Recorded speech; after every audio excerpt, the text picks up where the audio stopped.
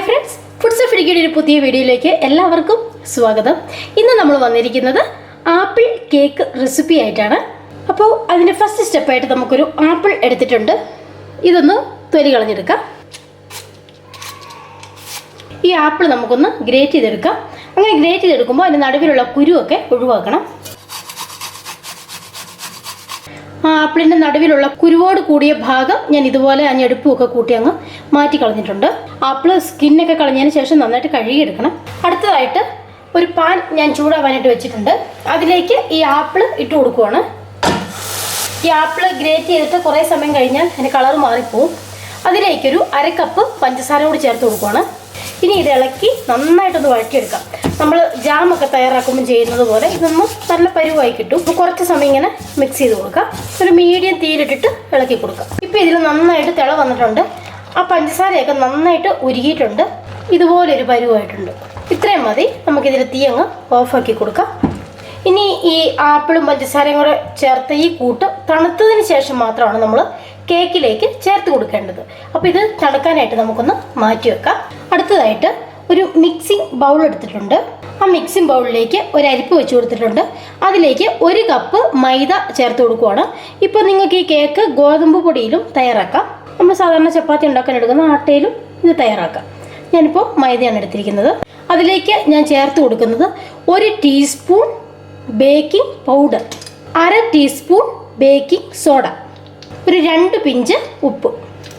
ഇതൊരു ചെറിയ പീസ് കറുവാപ്പട്ടയാണ്. നമുക്കിത് നന്നായിട്ടൊന്ന് പൊടിച്ചെടുക്കണം. നമുക്കിതിലേക്ക് ഇത്രയും കറുവാപ്പട്ട ആവശ്യമില്ല. നമുക്കൊരു 2 പിഞ്ച് കറുവാപ്പട്ട, കൈകൊണ്ട് 2 പിഞ്ച് മാത്രം മതി. ഒരു ഫ്ലേവറിന് വേണ്ടിയിട്ട് മാത്രമാണ്. അല്പം പഞ്ചസാര ചേർത്ത് നന്നായിട്ടൊന്ന് പൊടിച്ചെടുക്കാം. അതും നമ്മൾ ഉപ്പ് ചേർത്ത് കൊടുത്തിരുന്ന അതുപോലെ തന്നെ ഒരു 2 പിഞ്ചാണ് ചേർത്ത് കൊടുക്കുന്നത്. ഒരുപാടായി കഴിഞ്ഞിട്ടുണ്ടെങ്കിൽ അതിൻ്റെ ആ ടേസ്റ്റ് മുമ്പോട്ട് നിൽക്കും. അപ്പോൾ കേക്ക് കഴിക്കാൻ ഭയങ്കര ബുദ്ധിമുട്ടായിരിക്കും. അപ്പോൾ നിങ്ങളും ഈ കറുവാപ്പട്ടയുടെ പൊടി ചേർത്ത് കൊടുക്കുമ്പോൾ അത് പൊടിയായിട്ട് നിങ്ങളുടെ അടുത്തുണ്ടെങ്കിൽ കൈകൊണ്ട് 2 പിഞ്ച് നുള്ളി ഇട്ട് കൊടുക്കുക. ഇതിന് നമുക്കൊന്ന് അരിച്ചെടുക്കാം. അടുത്തായിട്ട് ഞാൻ ഈ പൊടി ഒന്ന് മിക്സ് ചെയ്യുവാണ്. ഇതിലേക്ക് ഞാൻ 1/2 കപ്പ് ഓയിൽ ഒഴിച്ചു കൊടുക്കുവാണ്. സൺഫ്ലവർ ഓയിലാണ് ഒഴിച്ചു കൊടുക്കുന്നത്. നിങ്ങൾക്ക് ബട്ടർ ഒഴിച്ചു കൊടുക്കാം. റൂം ടെമ്പറേച്ചറിലിരുന്ന് ഉരുകിയ ബട്ടർ. അതുപോലെ തന്നെ ഉപ്പുള്ള ബട്ടർ ചേർക്കരുത്. അൺസാൾട്ടഡ് ബട്ടർ ചേർത്ത് കൊടുക്കുക. ഇത് നമുക്ക് ഒന്ന് മിക്സ് ചെയ്യാം.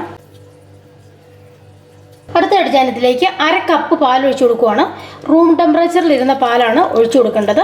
അധികം ചൂടുള്ളതോ അധികം തണുത്തതോ ആയ പാൽ ഒഴിക്കരുത്. കട്ടയില്ലാതെ മിക്സ് ചെയ്തെടുക്കണം.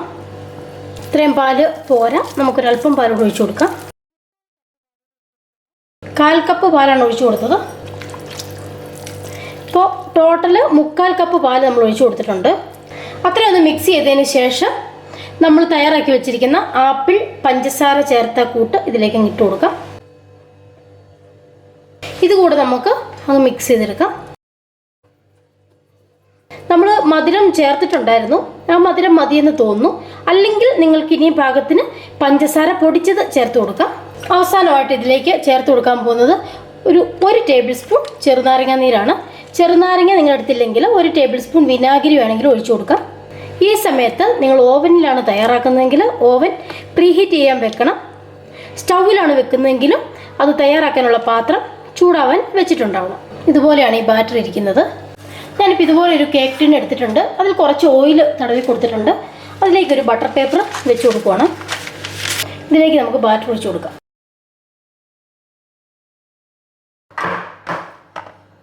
ഞാൻ ഓവൻ പ്രീഹീറ്റ് ചെയ്യാനായിട്ട് വെച്ചിട്ടുണ്ടായിരുന്നു. 180 ഡിഗ്രി സെൽഷ്യസിൽ 30 മിനിറ്റാണ് ബേക്ക് ചെയ്യാൻ പോകുന്നത്. ഒരു ചെറിയ കേക്ക് നമുക്ക് സ്റ്റൗവിലും തയ്യാറാക്കാം. അപ്പോൾ ആദ്യം ചെയ്തതുപോലെ തന്നെ ഓയിലൊക്കെ തൂത്ത് ബട്ടർ പേപ്പർ ഇട്ട ഒരു കേക്ക് ടിന്നിലേക്ക് നമ്മൾ ബാറ്റർ ഒഴിച്ചു കൊടുക്കുവാണ്. അതും ഒന്ന് ടാപ്പ് ചെയ്ത് കൊടുക്കാം. ഇപ്പം ഇതുപോലെ ഒരു പാത്രം ചൂടാവാനായിട്ട് വെച്ചിട്ടുണ്ട്. അപ്പോൾ ചൂടുകെട്ടിയുള്ളൊരു അലുമിനിയം പാത്രമോ നല്ലൊരു മൺചട്ടിയോ ഒക്കെ നിങ്ങൾക്ക് എടുക്കാം. അതിലേക്ക് ഒരു സ്റ്റാൻഡ് വെച്ച് കൊടുക്കാം. ഇതുപോലെ ഒരു സ്റ്റാൻഡോ അതല്ലെങ്കിൽ ചെറിയ കറിയൊക്കെ എടുക്കുന്ന പരന്ന സ്റ്റീലിൻ്റെ ഒരു പാത്രമോ അങ്ങനെ എന്തെങ്കിലും ഒരു സ്റ്റാൻഡ് വെച്ച് കൊടുക്കുക. അതിലേക്ക് നമുക്ക് ഈ കേക്ക് ടിന്ന് വെച്ച് കൊടുക്കാം. ഇതിപ്പോൾ നന്നായിട്ട് ചൂടായിരിക്കുന്നതാണ്. അടച്ചു കൊടുക്കുമ്പോൾ ഈ അടപ്പ് പാത്രത്തിൽ ഒരു ചെറിയൊരു നോബുണ്ടല്ലോ, അത് നമുക്കൊരു പേപ്പറോ എന്തെങ്കിലും വെച്ചിട്ടങ്ങ് അടച്ചു കൊടുക്കണം. അതിനുശേഷം ഇങ്ങനെ അങ്ങ് വെച്ചിരുന്നാൽ മതി. ഈ കേക്ക് ലോ ടു മീഡിയം ഹീറ്റിൽ 1/2 മണിക്കൂർ സമയം നമുക്കിത് ബേക്ക് ചെയ്യാം. ഒരു 20-25 മിനിറ്റ് ആകുമ്പോൾ നമുക്കിത് കുക്കായോ നോക്കാം. കാരണം ഒരുപാട് മാവ് ഞാനിത് ഒഴിച്ചു കൊടുത്തിട്ടില്ല. അതുകൊണ്ട് ഒരു 20 മിനിറ്റിലൊക്കെ റെഡി ആവാൻ ചാൻസ് ഉണ്ട്. നമുക്ക് ഒരു 20 മിനിറ്റ് ആകുമ്പോൾ ഒന്ന് നോക്കാം, അല്ലെങ്കിൽ ഒരു 5 മിനിറ്റ് കൂടെ വെച്ച് കൊടുക്കാം. 2 കേക്കും തയ്യാറായിട്ട് വന്നിട്ടുണ്ട്. ഇതുപോലെ ഒരു സ്റ്റിക്ക് വെച്ചിട്ട് ജസ്റ്റ് ഒന്ന് കുത്തി നോക്കുക. ആ സ്റ്റിക്ക് ക്ലിയർ ആയിട്ട് വന്നിട്ടുണ്ടെങ്കിൽ കേക്ക് ബേക്കായി വന്നിട്ടുണ്ട്. നന്നായി തണുത്ത കേക്ക് നമുക്കിനി ഒന്ന് റീമോൾഡ് ചെയ്തെടുക്കാം.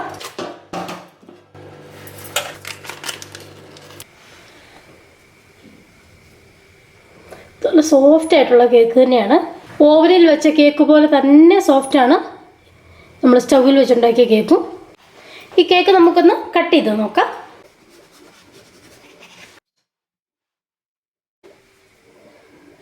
അടുത്ത കേക്കും കൂടി ഒന്ന് കട്ട് ചെയ്യാം.